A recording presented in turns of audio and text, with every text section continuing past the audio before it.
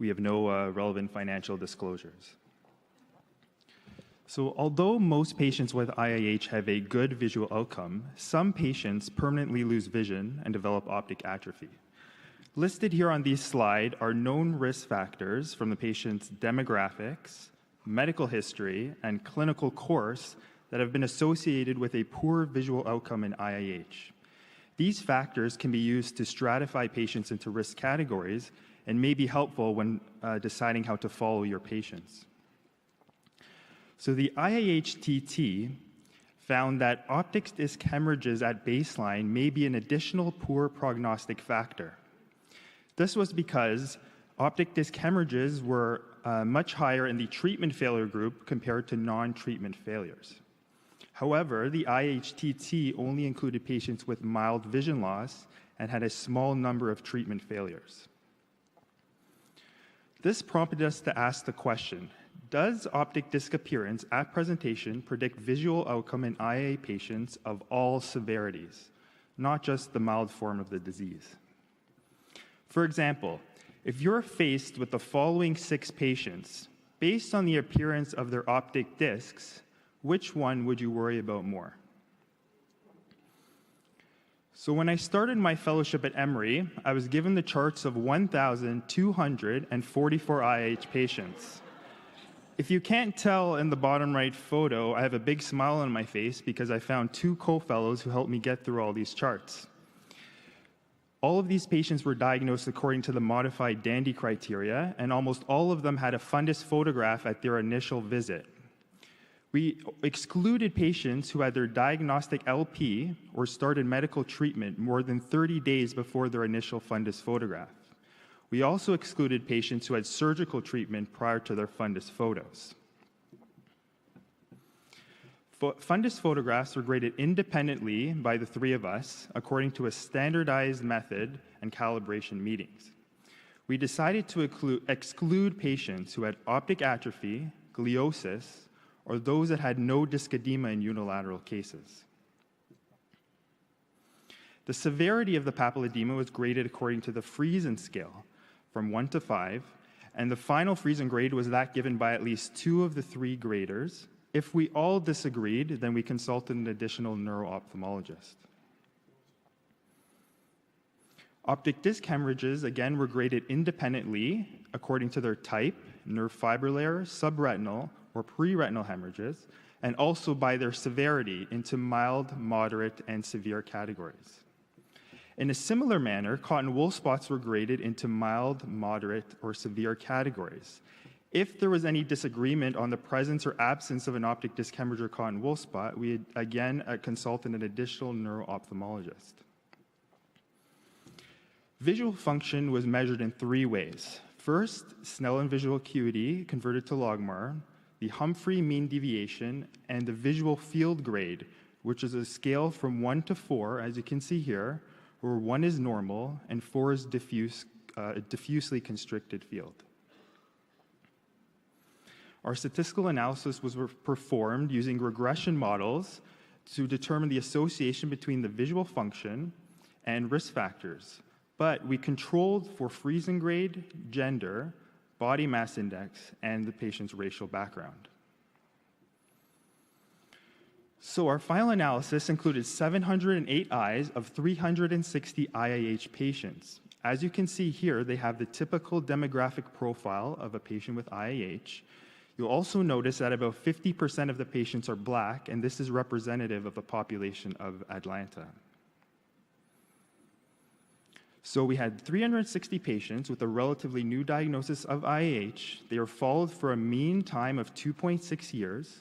All of them were counseled on the importance of weight loss. Most of them had medical treatment, and 12% received surgical treatment. So we found of all of our patients, 28% had an optic disc hemorrhage at baseline, 14% had at least 1 cotton wool spot, and 12% in the pink bar here had at least 1 optic disc hemorrhage and a cotton wool spot. Almost all of the hemorrhages were nerve fiber layer hemorrhages. Only 1.5% were subretinal or preretinal hemorrhages. we found that the presence of an optic disc hemorrhage or cotton wool spot was associated with a higher Friesen grade. So as you can see in the red bar here, almost 80% of Friesen 5 patients had an optic disc hemorrhage at presentation, whereas only 3% of those with a Friesen 1 grade had an optic disc hemorrhage. There was a similar trend for cotton wool spots and the combination of optic disc hemorrhages and cotton wool spots. Shown on this graphic here is that as the severity of the papilledema increases, so too does the severity of the optic disc hemorrhaging and the cotton wool spots. So we found in our model that the severity of optic disc hemorrhages or cotton wool spots was associated with a higher Friesen grade. At presentation, the Friesen grade was also associated with a worse visual acuity, visual field grade, and mean deviation. So if you see in the blue bar here that a patient that presented with Friesen 5 papilledema had on average a visual field grade of 3, which is a nasal or temporal defect, whereas a patient with a Friesen grade of 1 had on average a relatively normal visual field, and there was a declining trend. Now, at presentation, when we controlled for Friesen grade, optic disc hemorrhages were associated with a worse visual acuity. Cotton wool spots were associated with a worse visual field grade and mean deviation. Friesen grade at presentation was also associated with a worse visual acuity, visual field grade, and mean deviation at final follow-up. Again, in the blue bar at the final follow-up, a person that presented with Friesen grade 5 had an average of visual field grade of 2, which is an enlarged blind spot, and it still was relatively normal if you presented with Friesen grade 1. At final follow-up, when we controlled for Friesen grade, optic disc hemorrhages at presentation were not associated with a worse visual acuity, visual field grade, or mean deviation. Cotton wool spots at presentation, when you control for Friesen grade, were not associated with a worse visual acuity, visual field grade, or mean deviation. So in our large cohort of IIH patients, worse visual outcome was not associated with optic disc hemorrhaging or cotton wool spots at presentation when you control for Friesen grade, gender, BMI, and race. So if you have higher grade papilledema at presentation, you are more likely to have a worse visual function at that time and also at your final follow-up. You are also more likely to have optic disc hemorrhages and cotton wool spots. So how should we interpret the presence of an optic disc hemorrhage or cotton wool spot in our IIH patients that present to us? Our data suggests that they are a marker of more severe optic disc edema. They may also reflect the acuteness with which the papilledema develops. So in conclusion, optic disc hemorrhages and cotton wool spots are common findings in patients with IIH. Optic disc hemorrhages and cotton wool spots are associated with higher grade papilledema, but it's the Friesen grade, not the optic disc hemorrhaging or cotton wool spots, that are associated with a worse visual outcome in IIH patients when you control for known risk factors for a poor visual outcome.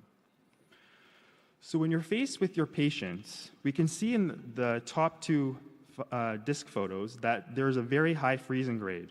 So this confers a poor visual prognosis for this patient. On the other hand, these two patients with a lower papilledema grade have a good prognosis. But when you have patients that have hemorrhaging or cotton wool spots out of the proportion to the Friesen grade, it is not necessarily a bad thing. Thank you.